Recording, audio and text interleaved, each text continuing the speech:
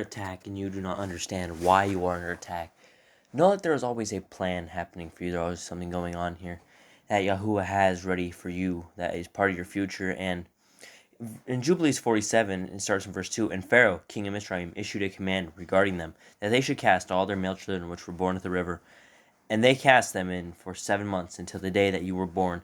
Your mother hid you for 3 months, and they told regarding her, and she made an ark for you, and covered it with pitch and asphalt, and placed it in the reeds of the bank of the river, and she placed you in it 7 days. And your mother came by night and suckled you, and by day Miriam your sister guarded you from the birds. And in those days Tharmuth, the daughter of Pharaoh, came to bathe in the river. And sorry guys, I have a cold. And she heard your voice crying, and she told her maidens to bring forth, and they brought you unto her.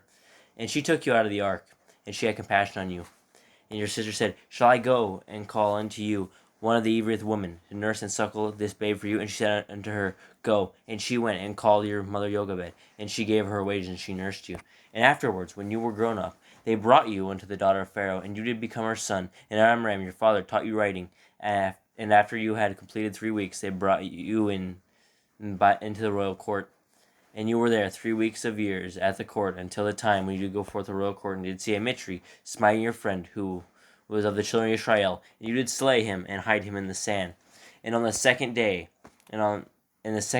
you did, and 2 of the children of Yisrael striving together.